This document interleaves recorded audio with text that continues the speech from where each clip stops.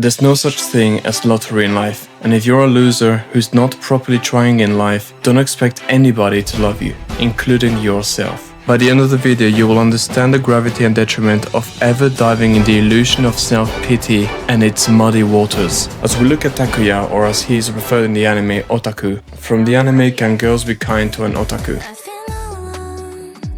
Now, unlike what you may think, I am not dissing Otaku here for being a sad loser loner that doesn't really have any friends and likes little girls anime as a grown-ass man. In what concerns me, it is okay to be quirky and a nerd in life. As a matter of fact, I don't want to tell you how to live your life specifically. I only want you to do the thing that you are passionate about, and this is one thing that Otaku is doing well. He is chasing that thing that he loves.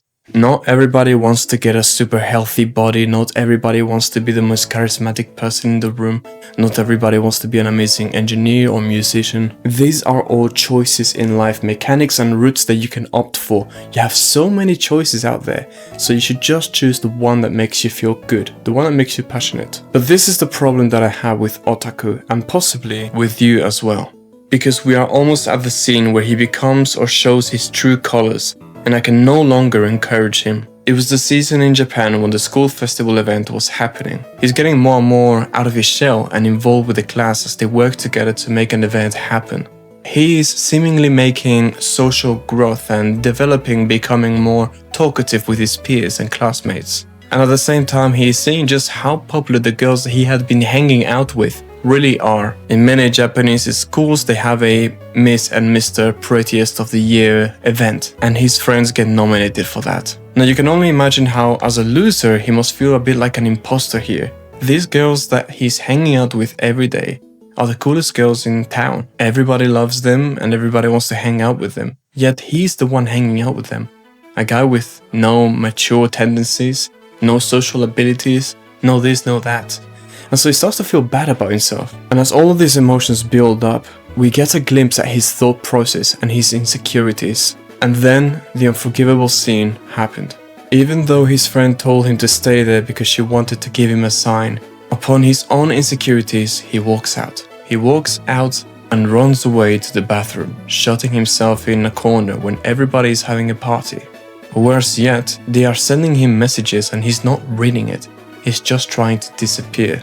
He's behaving totally and utterly pathetic. And not to seek attention, but because he truly doesn't believe in himself. Because he didn't feel worthy, he ran away. But he doesn't realize he didn't conquer, per se, these girls by being better than other people. They were having fun with each other's company because of who he was. And this very thing that he is now neglecting and setting aside because he feels like it's not worth it. Not fully realizing that the girls chose him because of who he was, yet he's not choosing himself. And in the real world, you may have felt like this before. Like you don't belong, you have imposter syndrome, you shouldn't be in the privileged situation that you are at, or you shouldn't be chasing the thing that you're chasing or having the passion that you feel in your heart. And so because of these thoughts and these feelings, you don't do the thing that you love with passion and pride. So then, what else are you here for in this planet? Why are you ashamed of yourself? If IShowSpeed was embarrassed of being himself, if Billie Eilish didn't share her passion and her voice, could they at such a young age be where they are, pretty much at the top of the world? If Elon Musk didn't believe in his engineering ideas and explore his creative thoughts, if Steve Jobs wasn't driven by the excellence of his craft, if all of these successful people didn't do the thing that they really wanted to do, would they be where they are at now? If they chased something that just gave them money, sure, but that's not a life worth living anyway. Yet, you are maybe choosing the worst of both. You're choosing a life that you don't even love and that doesn't even give you that much money. Because of shame, because of feeling like you don't belong. This is ridiculous. So then, what's keeping you from fully affronting your craft? Will you go down in history as the lamest character ever?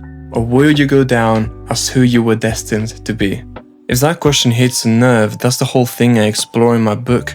The gap between who you are and who you keep settling for. I'm not sure if by the time that this video is out I will have made a link, but I'm finalizing it. It's a book I've been working on for some years now. and I'm very excited to finally release it. And if you are somebody that combines the whole anime, self-improvement, psychology in their own life, like I do, then it's a must-have book in your shelf. Although it won't be for hard copies just yet. Anyway, I hope you like this video. It comes from the heart, more natural. I script stuff myself. I'm in the craft and I know most people use ChatGPT. I did it before, and to be honest, I'm doing this out of passion, so why the hell would I use ChatGPT, do you know what I mean? So I stopped doing that maybe like a year ago. So if you fuck with the content and you fuck with me, strive to be 1% better every day, and much love. Subscribe. Mwah.